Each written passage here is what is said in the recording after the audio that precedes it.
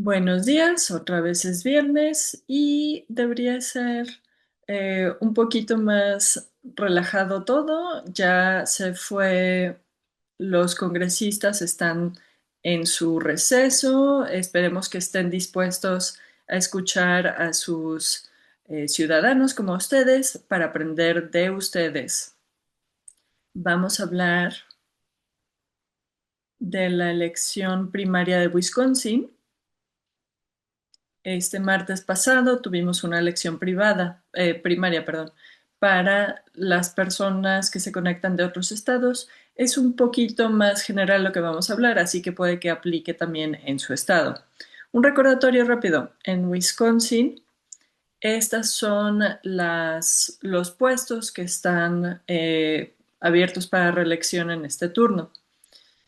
Ya sucedió la primaria, así que ya sabemos quiénes serán los candidatos que van a aparecer en las boletas en noviembre y se va a decidir quién va a estar en la oficina del gobernador, en el Congreso, en diferentes partes del gobierno.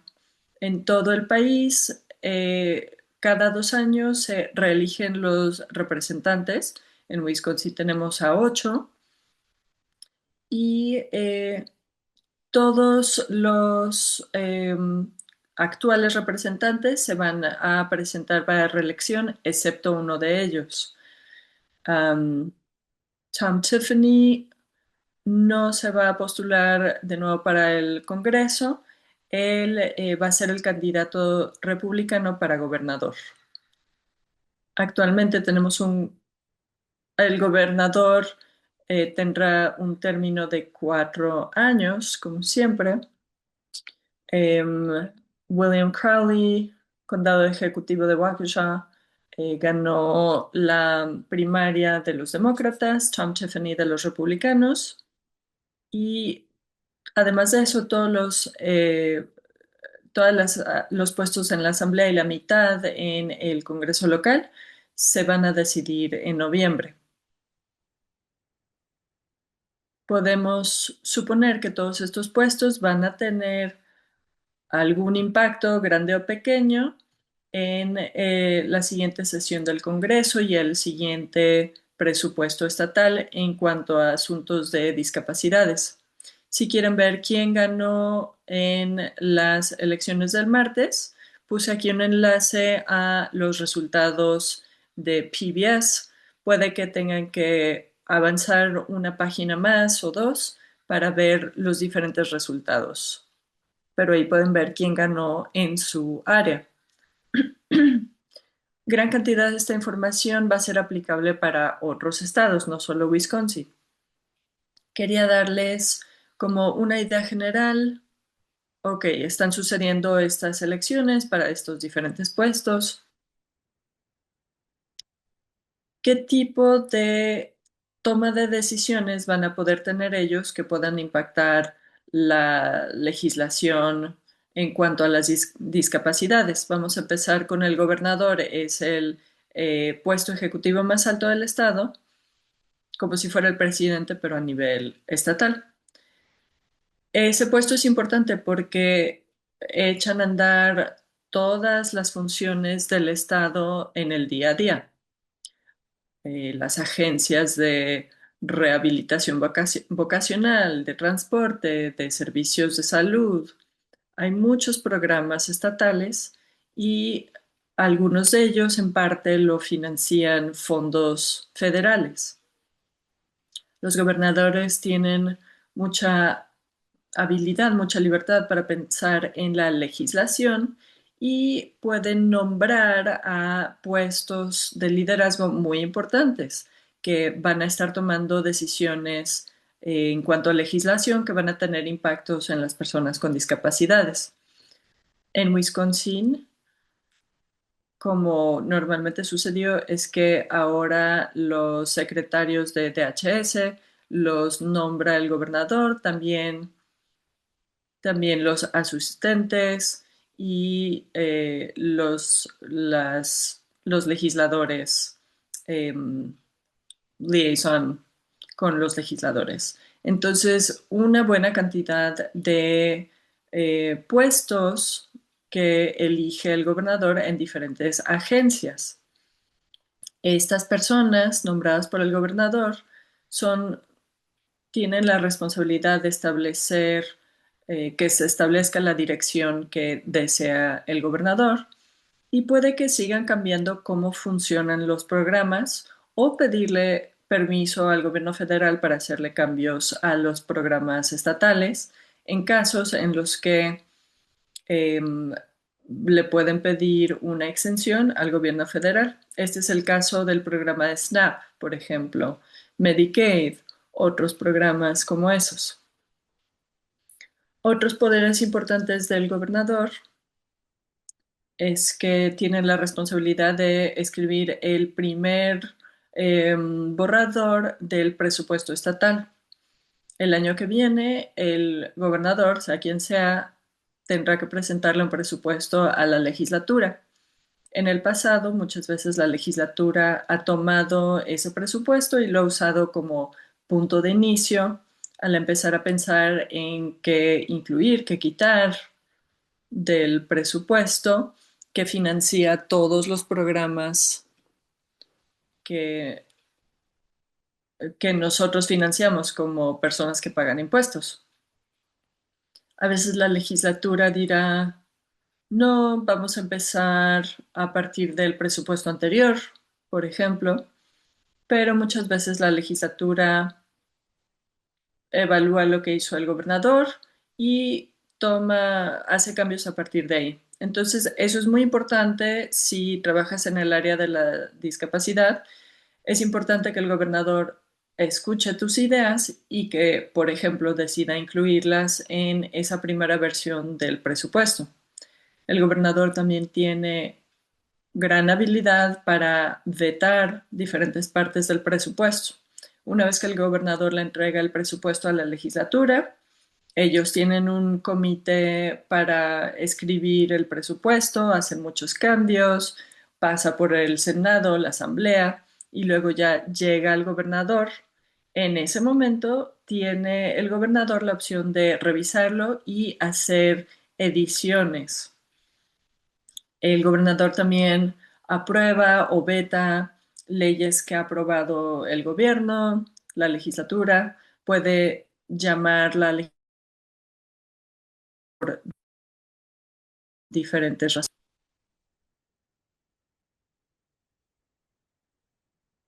incluyendo si tienen que hacer una ley de reparación del presupuesto, por ejemplo.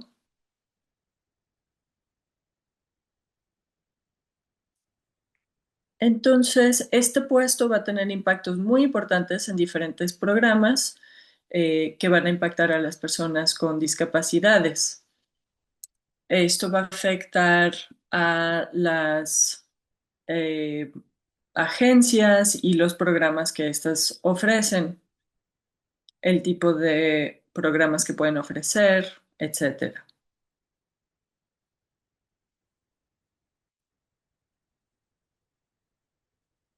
El procurador general es un puesto independiente que eligen los votantes.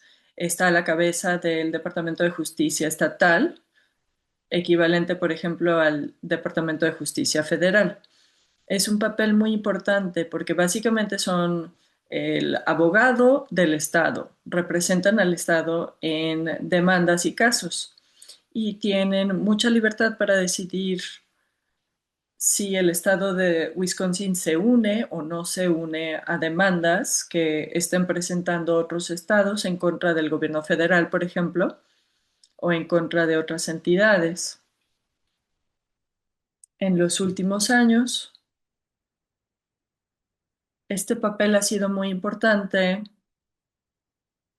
Si han estado siguiendo estas presentaciones, muchas veces hablamos de demandas que han presentado un grupo de estados para argumentar en contra de cambios o decisiones que ha tomado el gobierno federal. Cuando decimos algo como se unieron 25 estados, significa que 25 procuradores estatales dijeron, sí, nos preocupa este asunto, hay una demanda en la que todos vamos a participar en conjunto, estamos de acuerdo con lo que estamos argumentando así en grupo. Y por otro lado, hay otros estados que no se han unido a esa demanda. Así que es un papel importante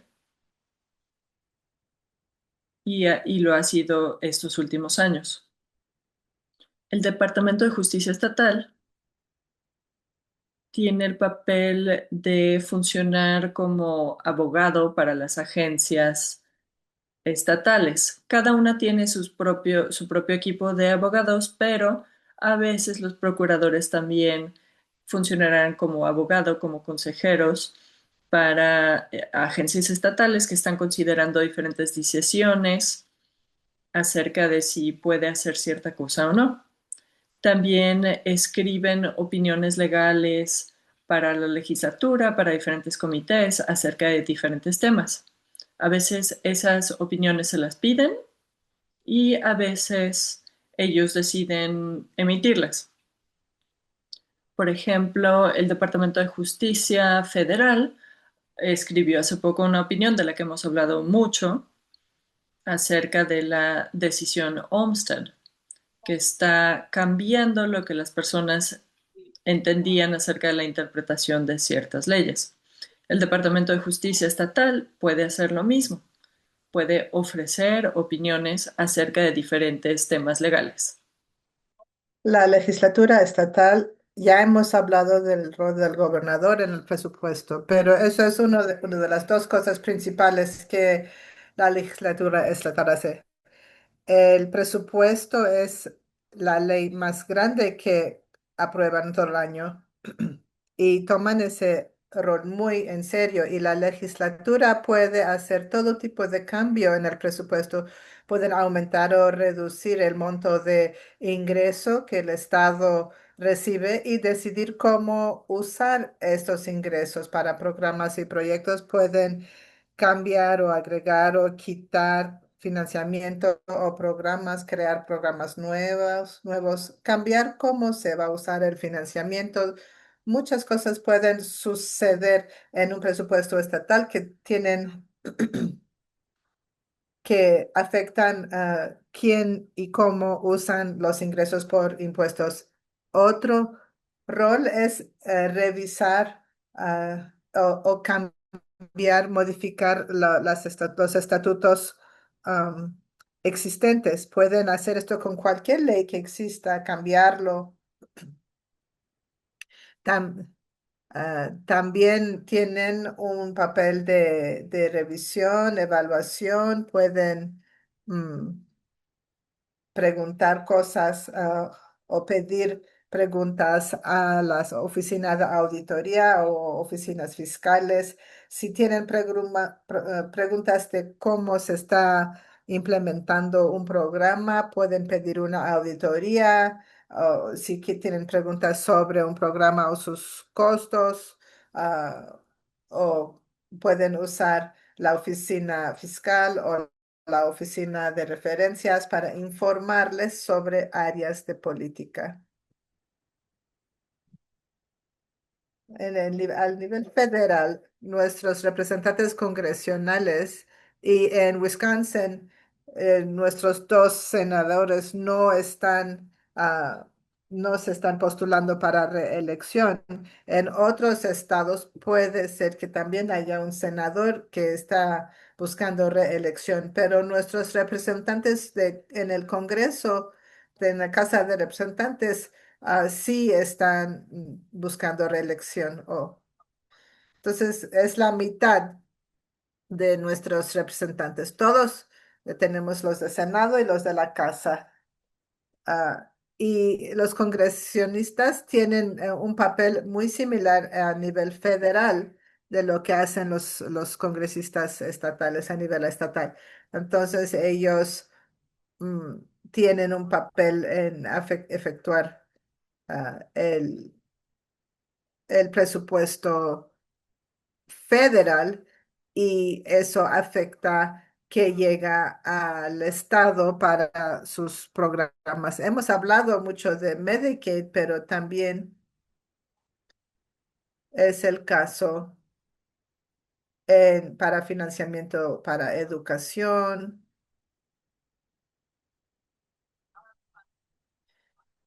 y programas para discapacidades y SNAP y todos estos flujos de dinero vienen del nivel federal al nivel estatal. Y también hemos hablado mucho sobre lo que sí puede hacer el Congreso sobre cómo hacer más estrecho ciertas leyes.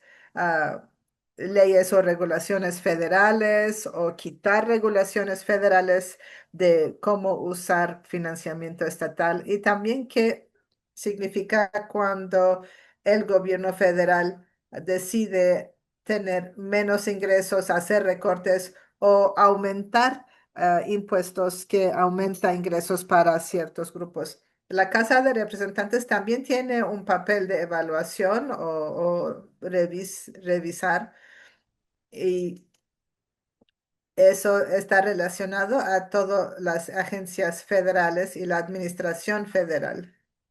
Y ellos tienen un rol de revisar, tienen estudios y audiencias y hacen recomendaciones que son bastante significativos en poder tener una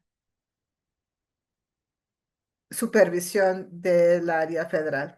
Bueno, algunos legisladores están buscando reelección, es decir, ya están en el papel y quieren otra vez. Entonces hay un historial que ver que para saber qué piensan sobre ciertos asuntos. Ya tienen un historial de qué han votado o qué han hecho. Entonces, para legisladores estatales y federales podemos ver qué tipo de legislaciones han presentado y estas legislaciones han reflejado las prioridades de las personas con discapacidades y personas mayores y sus cuidadores tienen. Yo he enlistado aquí algunas cosas que creo que son importantes para muchas de las personas que asisten a estos webinars. Por ejemplo, garantizan que las personas que necesitan cuidado en casa lo reciban o qué han hecho para para que sea más facilitar que personas con discapacidades puedan trabajar y ganar más sin perder su cuidado en casa. También pueden mirar esto de otra perspectiva.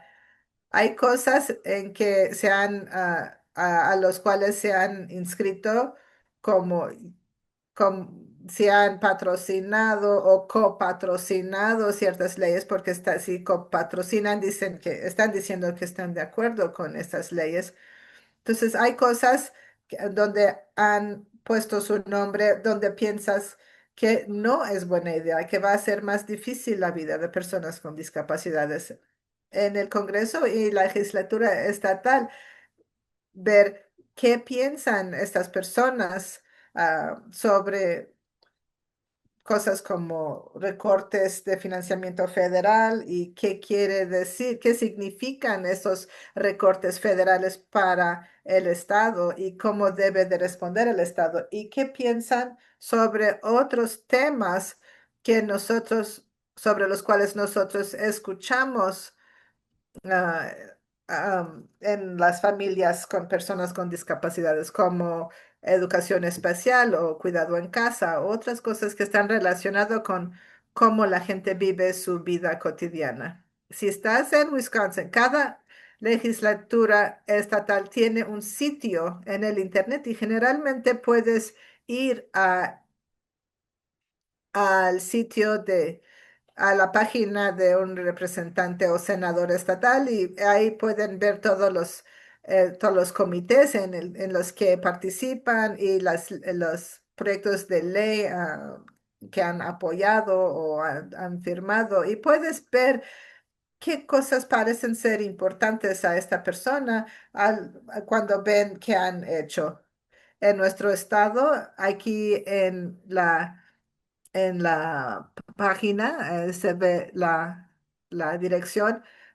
Aquí tenemos un legislador que ya no está en oficina, pero es el tipo de información que pueden ver sobre cada representante. Puedes ver qué han hecho, en qué comités han servido. Por ejemplo, esta persona ha asistido, ha participado en el comité sobre salud y este comité es importante para nuestros temas.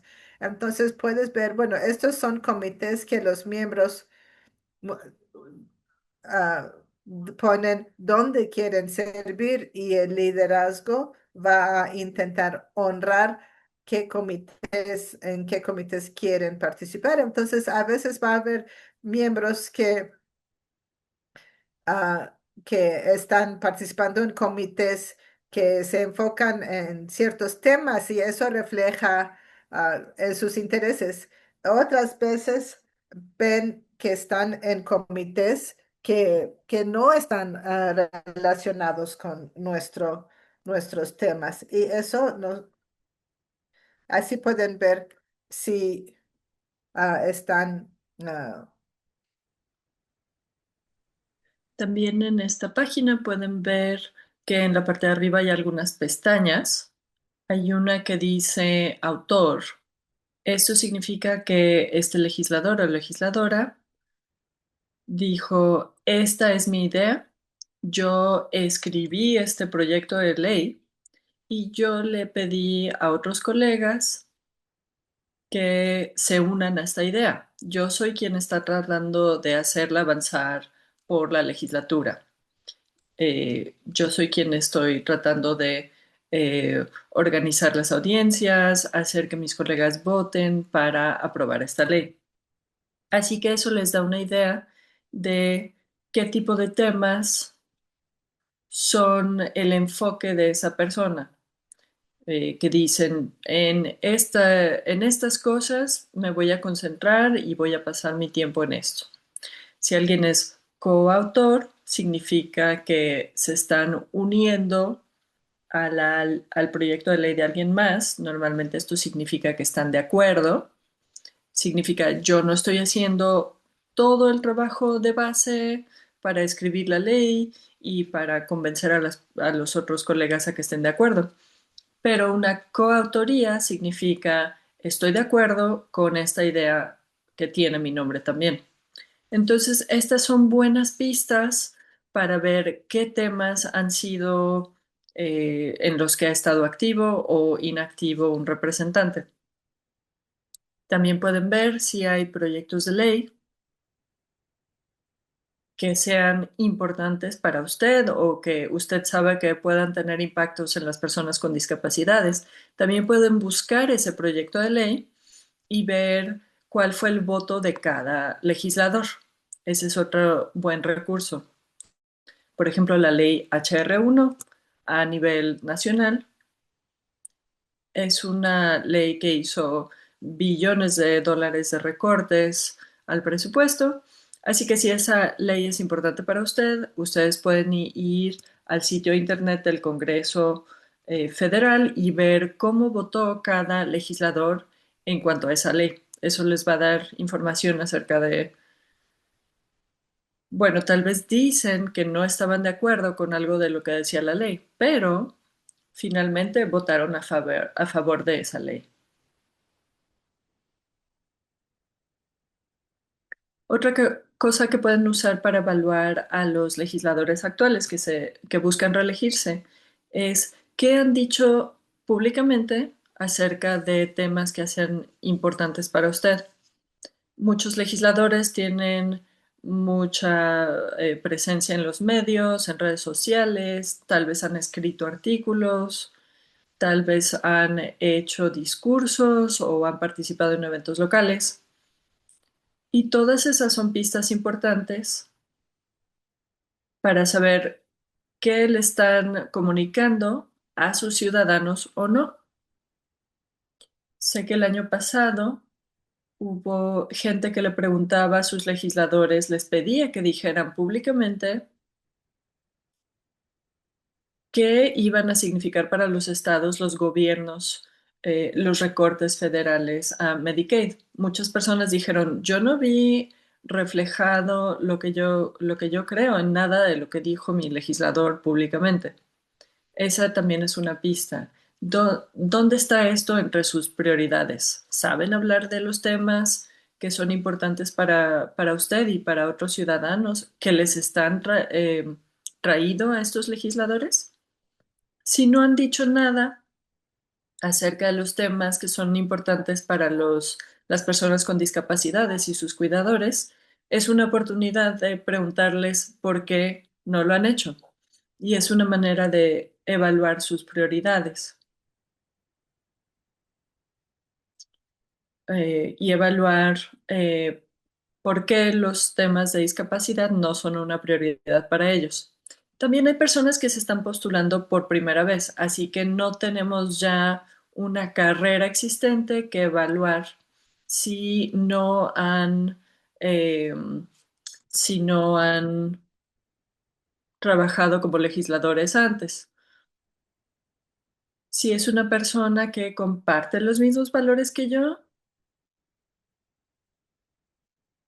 tal vez ellos se consideran como defensores de las personas con discapacidades, pero sus valores son muy diferentes a lo que yo querría, yo persona con discapacidad o un pariente de persona con discapacidad, ¿no?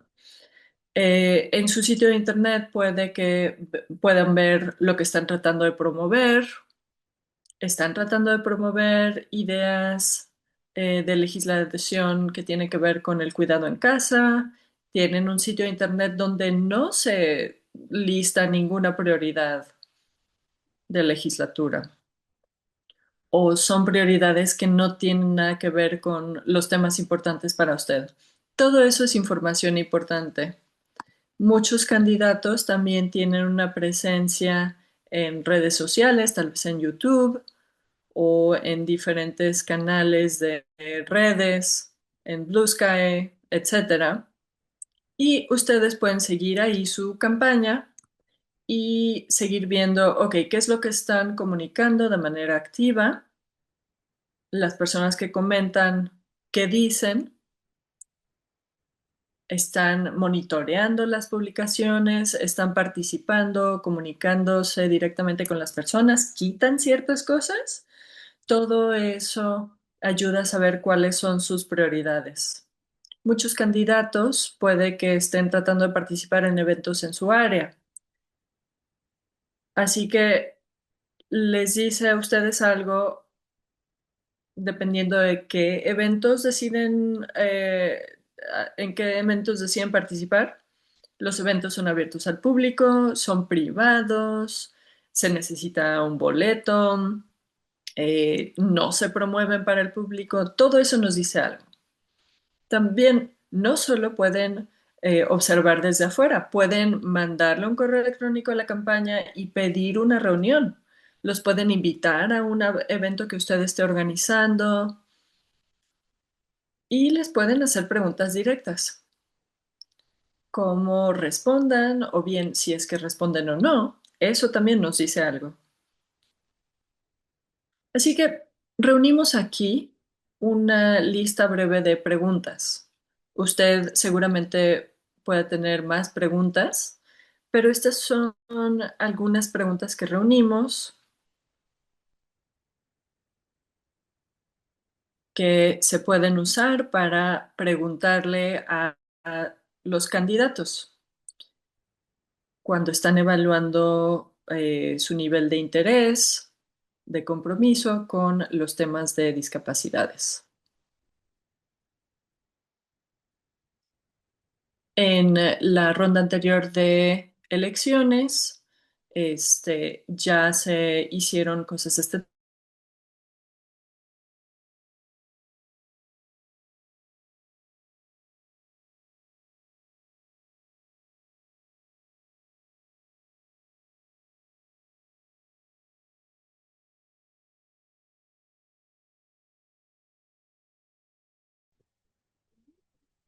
Entonces, pasando a la administración.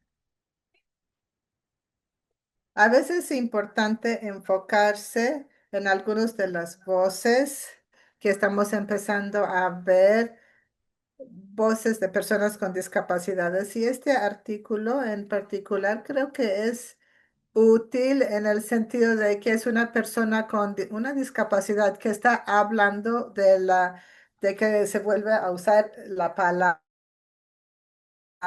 R.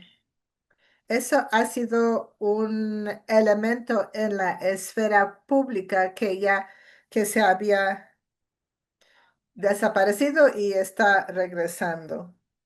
En- Yo me acuerdo de una pieza de legislación hace poco que, que hubo pasos para quitar la palabra R de, de, de, de usar la palabra retrasada en discursos públicos y que podríamos enfocarnos en otras cosas. Pero ya lo están empezando a usar otra vez, la palabra retrasado. Y Y este artículo habla de qué significa eso. Solo es una palabra, pero viene de una historia que tiene raíces en cuando personas con discapacidades se trataban como otros, como personas que se podrían encerrar y sacar de la vista pública. Y el uso de la palabra, incluso cuando no es la intención no es insultar a personas con discapacidades intelectuales y físicas, pero la persona que lo escucha piensa que si te están comparando con alguien con una discapacidad intelectual, ah, no quieres eso. Entonces, de alguna manera es como identificar a alguien como parte de un grupo que es inherentemente menos, tiene menos valor y merece menos respeto y es alguien que tú no quieres ser. Entonces, creo que la razón de este artículo ahora es que el autor está conectando muchos de los cambios en política que están sucediendo en este mismo tiempo como una extensión casi casi de la idea que se está comunicando cuando la palabra R y lenguaje similar se está utilizando, sobre todo cuando se utiliza por personas que están en posiciones electas. Y como que da la idea de que esas son personas que nos cuestan dinero, que no tienen valor, que no hay problema que otra persona decida para ellos y lo que se da a este grupo de personas es suficiente. Es un señal de que no nos importa poner al lado ah, o hacer cosas a este grupo en lugar de tomar decisiones donde estas personas toman el papel de líder en tener la voz de cómo se hacen las. Entonces, quizá otras personas han pensado todo eso, pero no lo han puesto con estas palabras. Por eso puse este artículo, porque muchas personas están viendo la totalidad de lo que está sucediendo y comunicando que se sienten que todos esos cambios están pegando al mismo grupo de personas vez tras vez de maneras muy negativas. Y creo que este autor está de acuerdo con eso. Y lo que dice que al fondo es la idea de que ah, no hay problema. Está bien que haya muchos efectos negativos a este grupo de personas porque no valoramos a las personas a quienes afectan más esos cambios. La semana pasada hablamos de que CEMES rechazó la expansión de Medicaid, la exención de Arkansas, y eso fue una sorpresa para el estado. Y hablamos de cómo muchos defensores de personas con discapacidades a nivel nacional ven el rechazo de la exención de Arkansas como un señal grande de cómo CMS podría actuar en otros estados que tienen exenciones de 1115 que están esperando renovar sus extensiones. Arkansas ha pedido tiempo, han pedido una extensión de su programa actual de 2 años. Eso es importante porque eso los lleva al final de la administración actual del presidente. Entonces, ha pedido que si podemos hacer meses, si podemos extender esto al final de la administración del presidente actual, porque si no va a terminar a final de este año. Entonces, ahora CMS tiene otra decisión que si van a permitir o no el tiempo adicional. Y si no, eso va a ser un señal muy grande a otros estados que las exenciones de 1115, que las preocupaciones de los defensores de que las extensiones de 1115 se van a rechazar o hacer más estrecho, más limitado, es muy real. Y se puede decir a los estados de una manera muy clara y abrupta que estas exenciones no van a seguir. Entonces, ahora de manera formal, a CMS se ha pedido ampliar el tiempo de la exención actual. Y si no, se termina el 31 de diciembre de este año. Y si hacen o no una extensión de tiempo, da señal de qué tan flexible y responsivo va a ser CMS para trabajar con los estados. Y si rechazan o limitan exenciones adicionales, también eso va a afectar cuánto tiempo tienen para hacer para esos cambios. El sentido que yo tengo es que CMS no ha dado más tiempo a los estados para comprobar que cumplen con los requisitos de trabajar. Y CMS no ha dado mucha flexibilidad a otros estados. Entonces vamos a ver qué sucede aquí, pero va a ser otro señal de cómo piensa que va a operar los estados, CMS con los estados.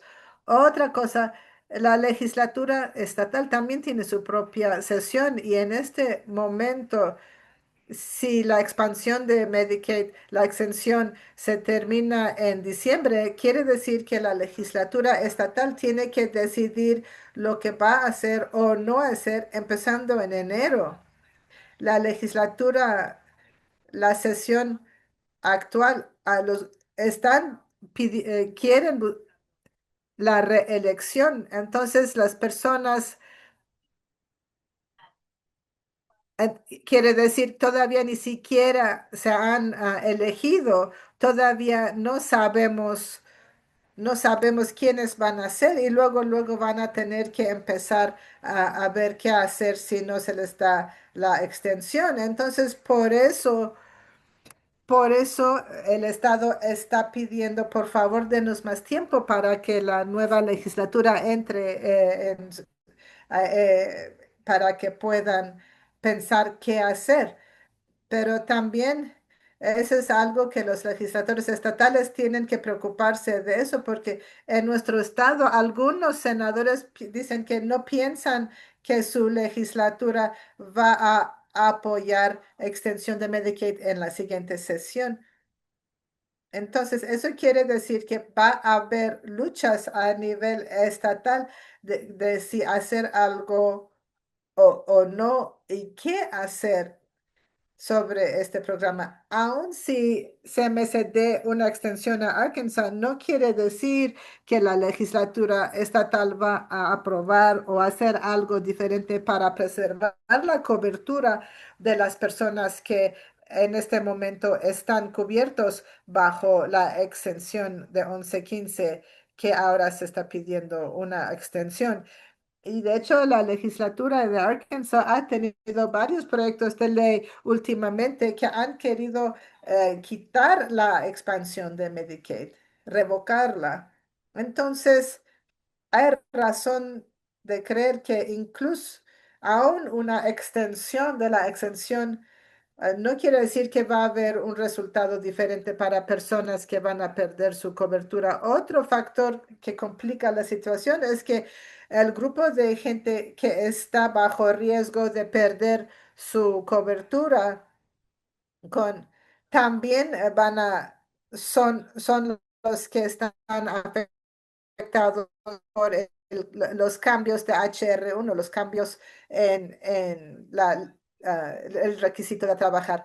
Entonces, si la legislatura estatal está viendo si el costo adicional de implementar los cambios que resultan por HR1 pesan más que el deseo de preservar la cobertura. Entonces, podemos decir que el campo ha cambiado. Ahora va a costarle más al Estado para cubrir la población de la expansión y eso puede afectar la disponibilidad de la legislatura de seguir con la expansión de Medicaid. Quizá quieren regresar a ser un estado de no expansión porque así evitar que tengan que hacer más trabajo de lo que ahora tienen que hacer por los cambios en HR1. Mientras tanto, en Indiana hemos hablado bastante de exenciones en el webinar pasado. Los estados pueden pedir ser exentos y hemos hablado de que es muy raro que CMS rechace esos pedidos de ser exentos, porque normalmente si el Estado cree que CMS lo va a rechazar, o no lo piden o lo retiran si lo han pedido. En este caso, Indiana ahora está mirando al CMS actual y está diciendo, oigan, nosotros tenemos una idea que probamos antes que no pensamos que el último director de CMS en la administración anterior nos iba a permitir, pero pensamos que el panorama ha cambiado y el CMS actual quizá nos dé permiso de hacer lo que queremos hacer. Y lo que quieren hacer es implementar de nuevo un requisito de compartir gastos de 5% del ingreso de la familia y también poner techos en registraciones para su exención de expansión de Medicaid. Eso lo quieren hacer encima de todos los otros cambios que vienen por HR1 y quieren empezar estos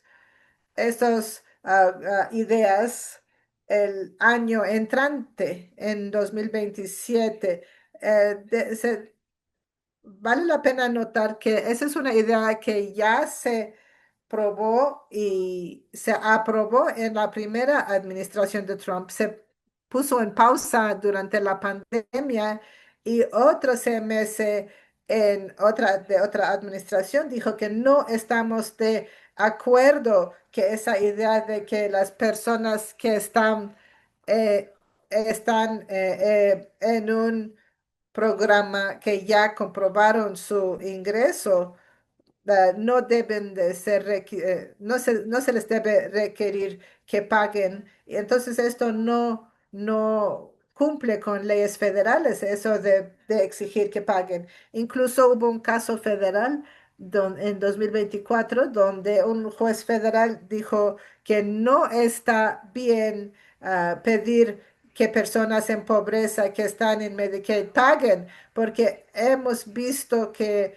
como resultado, miles y miles de personas perdieron su cobertura porque no les alcanzaba el dinero para pagar estas primas. Ese es otro ejemplo de un cambio administrativo que parece pequeño, pero que requiere más de la gente que está en el programa. Es decir, ahora tienes que pagar cierta cantidad y asegurarte que se ha pagado la cuenta y que se refleje en tu estatus y que nadie haga ningún error Y este cambio administrativo resultó en que muchas personas perdieron su cobertura. Hay un patrón aquí. Si piensan de HR1, hay varios cambios administrativos y hemos hablado de varios de esos del estado de Indiana que están pasando al mismo tiempo que hay más ah, ah, que piden renovaciones más seguido de lo que piden federalmente, más requisitos de trabajo y eso es todavía otro cambio administrativo y en cada caso, basado en experiencia pasada, cada uno de estos cambios resulta en que personas pierden su cobertura. Es una estrategia. Esta semana, la Casa Blanca publicó otra orden ejecutiva. Las órdenes ejecutivas no son leyes, no tienen la fuerza de la ley, pero son un indicio de qué cree el presidente en cuanto a la legislación. A veces se considera una instrucción, dirección para las agencias federales. Una vez más, esto tenía que ver con vacunas.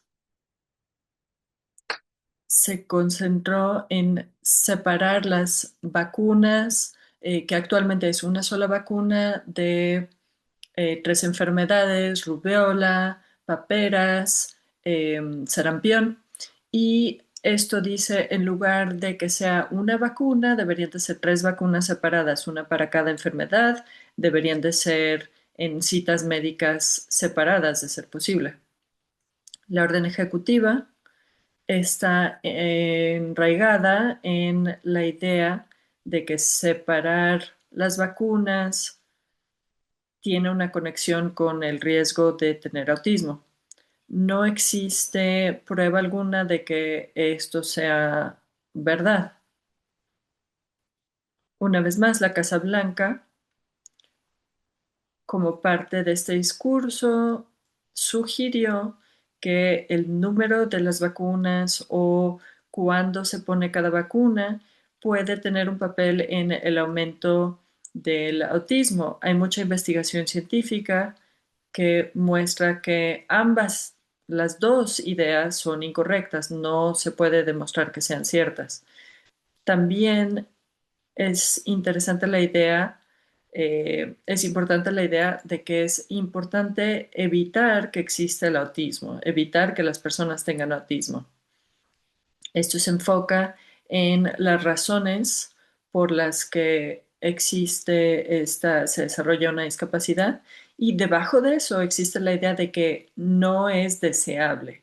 Es algo que deberíamos de tratar de evitar, tratar de que exista esa discapacidad. Es importante pensar en eso porque creo que lo conecta con otra retórica de la que hablábamos al principio del webinario. Tal vez no es el uso de ciertas palabras, pero definitivamente hay un tono que comunica que estas leyes y reglamentos se están haciendo específicamente porque no queremos que ciertas discapacidades estén tan presentes como están. Un poco más sobre esta orden ejecutiva. Estados Unidos no tiene una opción como algunos otros países tienen. Tal vez otros países tienen las vacunas separadas para las diferentes enfermedades. En Estados Unidos esa opción no existe.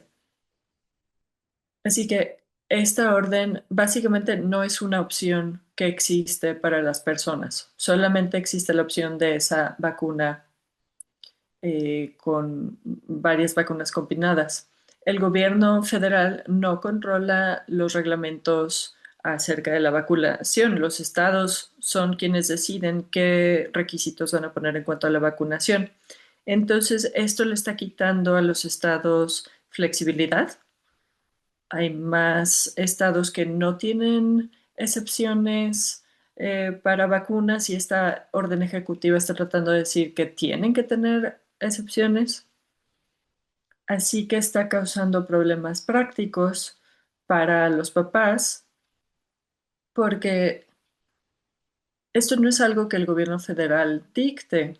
Además, el tipo de vacunas que recomiendan no existen, no están disponibles. También creo que es relevante para esta comunidad que cuando hablamos de cambios que producen más trabajo administrativo, este es otro ejemplo de un cambio de política que hace exactamente eso. En lugar de tener una cita médica con una vacunación, una inyección que protege de tres enfermedades, esto multiplica por tres los costos de viaje, de tiempo, tiempo que hay que estar fuera del trabajo, fuera de la escuela, coordinar, pedir citas médicas, todo eso.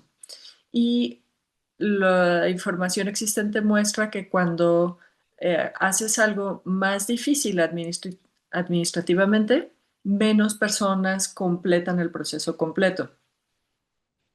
Además, el proceso se vuelve mucho más largo para las personas. Si tienes que tener tres citas médicas diferentes, ¿van a ser el mismo día? Probablemente no.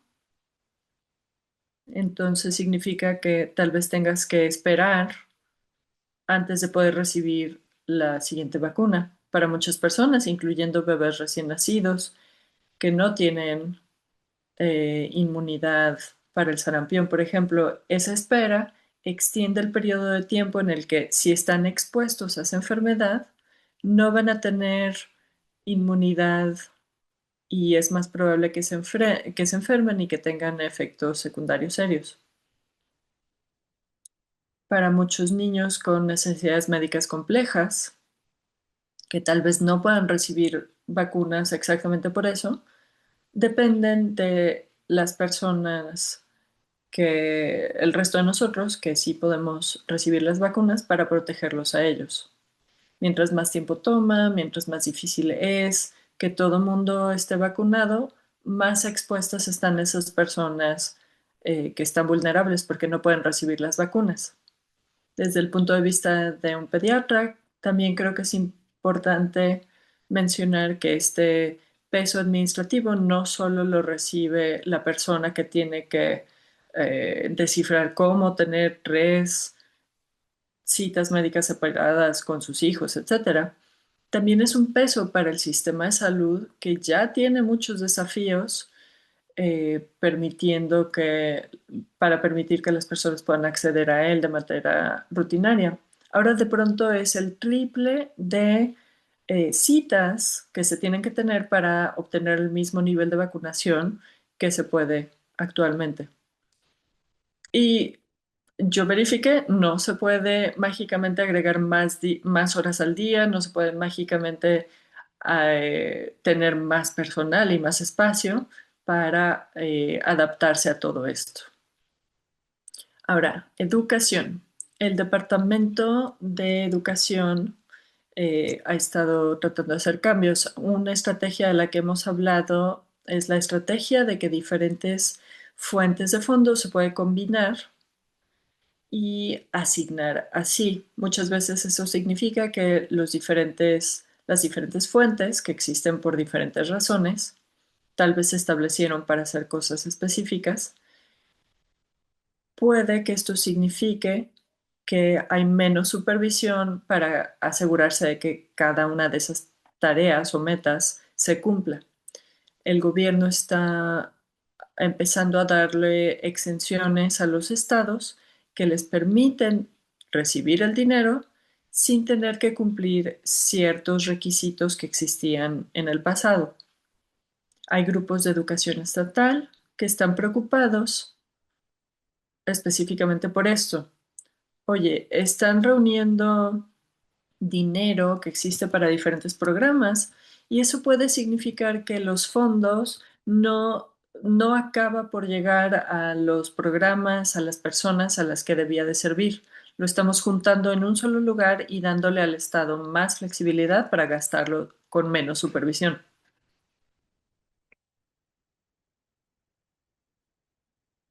También un impacto práctico de la decisión de cambiar diferentes partes de esta agencia a otras agencias. Hemos hablado de la propuesta de cambiar la Oficina de Educación Especial al Departamento de Servicios de Salud o al Departamento de Derechos Civiles. Hay otra propuesta que quitaría las funciones de financiamiento del Departamento de Educación al Departamento del Trabajo. Uno de los problemas que se han identificado es que la financiación, las subvenciones no son solo dinero. Esto ha existido gracias a un sistema muy específico para esas cantidades de dinero. Y esas cantidades de dinero no se pueden simplemente enviar a otro lugar diseñado para hacer cosas muy distintas y simplemente esperar que todo funcione bien. Parece ser exactamente eso lo que está en riesgo. Transferir las funciones que existían en el Departamento de Educación y mandarlas al Departamento de Trabajo no es un cambio de uno a uno, no es un cambio a una situación idéntica. Es una situación muy diferente diseñada para otras cosas, así que la gente se preocupa de que fácilmente se modifiquen las metas de estos financiamientos. Se preocupan de que haya muchos atrasos en la distribución de esos fondos y que la gente de las agencias no sepa manejarlos bien. El resultado de mover estas cosas de un lugar a otro podría ser que haya atrasos cuando se distribuyan esos fondos a los estados. Esto va a impactar directamente a los distritos locales. Si no tienen los fondos, si no tienen el dinero, eso puede afectar si pueden comprometerse a ciertos gastos, incluyendo contratos con los maestros. Si no están seguros si van a recibir el dinero, cuándo lo van a recibir, etcétera. Y este ha sido un patrón. Hemos visto que dinero, fondos que se establecieron para cierta cosa eh, o que se asignaron para cierta tarea, vemos que no llegan al lugar donde debía de llegar. Y se tienen que cerrar programas porque no llegó el dinero a tiempo. Un 12% de la financiación de la educación es federal. La gran mayoría de los fondos de nuestras escuelas son de fuentes estatales y locales. El 12% de un presupuesto operativo es una cantidad importante cuando no estamos seguros de qué va a pasar con esos fondos. Si estamos pensando, también podemos pensar en situaciones en las que las agencias federales retoman fondos que ya habían distribuido. Así que las personas están preocupadas acerca de qué va a significar esto para los estados y la distribución de los fondos. Este es un artículo de opinión para expertos en este tema y se concentra en las dificultades de mover los asuntos de educación especial a la Oficina de Justicia. De nuevo, este es un recuerdo, un recordatorio de que existe una historia, hay un contexto de por qué esta función se le asignó al Departamento de Educación. Y hay efectivamente un impacto de cambiar esto a otra agencia diferente. Creo que lo importante aquí es que el Departamento de Educación entiende muy bien las escuelas y cómo funcionan las escuelas, cómo operan.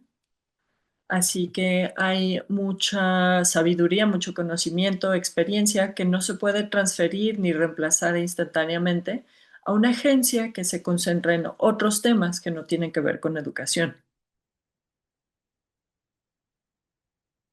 Ahora avancemos al asunto de la reconciliación. Seguimos hablando de la flexibilidad de los estados, que pueden hacer, que tienen que hacer los estados. Hemos hablado acerca del reglamento de demostrar que se está empleado o que uno está exento, se dijo, ok, el primer año vamos a permitir que los estados usen una atestación. Básicamente es que una persona jure bajo pena bajo pena legal, que ellos juren lo que van a reportar. Yo tengo una enfermedad, una situación médica, yo cumplo la definición de fragilidad médica y no puedo trabajar X cantidad de horas por esta razón. Esa sería una manera en la que se podría usar esa autoatestación el primer año.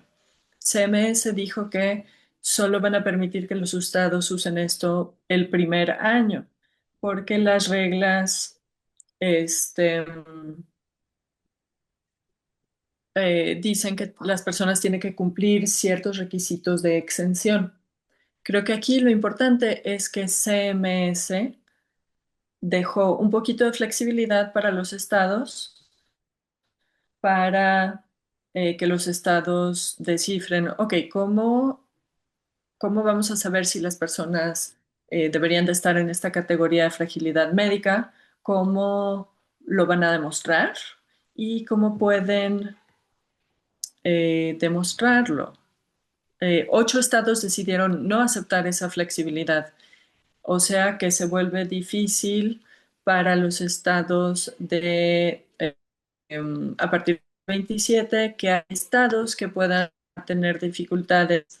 eh, Cómo documento mi situación, cómo documento lo que necesito en cuanto a cuidado, cómo demuestro que debo de recibir una exención o que estoy trabajando. Ellos no van a tener ese espacio extra en esos 8 estados. El resultado de un esfuerzo de lobby de un grupo conservador que ha estado trabajando activamente ya varios años para establecer leyes que restringen el acceso a programas como Medicaid y SNAP. Entonces quizás se recuerden, este es el nombre. Esas fueron una de las personas invitadas que le invitaron para dar atestiguar. El otro fue Paragon Institute y han sido ayudando al Estado, a los estados para ver cómo reducir el número de personas en estos programas. Y en estos 8 estados les han convencido efectivamente que autocertificación no es suficiente para comprobar que alguien sea exento. Entonces, si permites que la gente ocupen esta manera, dicen que es una manera de hacer fraude. Y hay algunos estados que han adoptado legislación, en otros estados la agencia de Medicaid son los que han decidido a usar autocertificación o no. Entonces, cuando piensan de a quién es el elige y quién hace las decisiones, a veces fue la legislatura estatal y a veces fue la agencia estatal que estaba recibiendo lineamientos quizá de su gobernador, por ejemplo. Muchas personas que son expertos en esta área dirían que el argumento para no permitir que la gente autocertifique no es cierto, pero es importante escuchar de estas organizaciones lo que ellos están diciendo a los oficiales electos y lo que creen que es cierto. Este grupo está diciendo que si dejas que alguien, permites que alguien diga que que no son exentos, no importa si es cierto o no. La idea de que puedes tomar la palabra de alguien, estás poniendo una política en vigor que tiene fraude en su esencia. Porque están diciendo que esta persona que dice algo no hay que pensar que es cierto si no lo pueden hacer auditorías. Y esto regresa a una diferencia filosófica sobre quién debe o no debe ser cubierto en Medicaid eh, y programas financiados por fondos federales y estatales. Entonces, personas que creen que hay demasiadas personas bajo Medicaid, sobre todo los que están en la población de expansión, esas políticas buscan la forma de quitar a esas personas que algunas personas piensan que no deben de ser cubiertos. Desde otra perspectiva, muchos defensores de salud dicen que esa es una práctica, se ha utilizado desde tiempo y no es solo una promesa. Ese es lo que alguien dice que estoy certificando que eso es cierto y hay una penalidad que si mienten y también dicen si no vas a creer a las personas, eso quiere decir que los individuos tienen que hacer mucho más trabajo que todavía ni siquiera sabemos qué debe de ser en estos estados, porque la regla todavía no se ha implementado, pero esas personas, esos individuos tienen que ver cómo juntar la documentación para el trámite, para decir que están en la categoría de ser exentos y tiene que conseguir esos papeles y esto va a tomar el tiempo de un proveedor de salud o una institución. Y entonces una persona que tiene que hacer mucho trabajo para comprobar lo que dicen que es cierto, es difícil porque no tienen transporte o quizá no entienden bien lo que tienen que hacer o quizá tienen una condición que está bien manejado o están en proceso de ser diagnosticado. Todo lo que hemos hablado de que son razones por las cuales personas, sobre todo personas potencialmente elegibles para la exención de debilidad ah, médico, que no deben de estar, cuando dicen que no, los que dicen que no deben de estar cubiertos, esas personas no van a poder comprobar que sí deben de ser cubiertos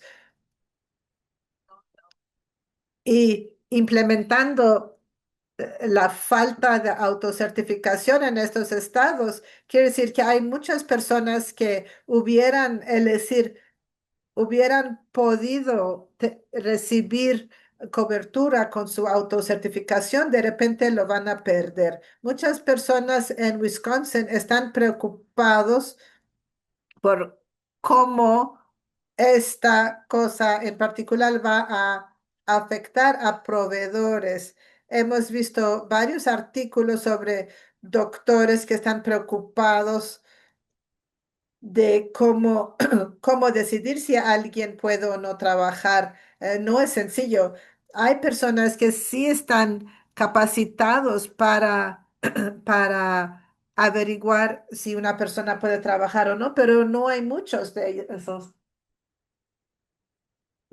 Entonces, ¿cómo le vamos a hacer para asegurar que todas esas personas que necesitan esa certificación lo puedan recibir? Muchos proveedores están diciendo que usando pedidos de seguro de salud para documentar si alguien tiene un diagnóstico que debe de ser correlacionado con debilidad médico. No es tan fácil, no es tan fácil decir que cierta condición también resulta en una falta de capacidad de trabajar. Y también hay personas que tienen múltiples condiciones y todavía no es claro qué está sucediendo y no podrían tener su pedido de pago de un servicio que sea utilizado para una exención de debilidad médico. Hay un caso ahorita en los cortes que varios estados, incluyendo Wisconsin, están ah, ah, diciendo que no, que lo de provisión de debilidad médico no debe de ser usado. La semana pasada pidieron una inyección, una como de detener la decisión para hacerlo más adelante. Eso se los rechazaron, pero hay una audiencia programada para 20 de octubre. Entonces, la semana pasada dijeron, tienen que seguir el caso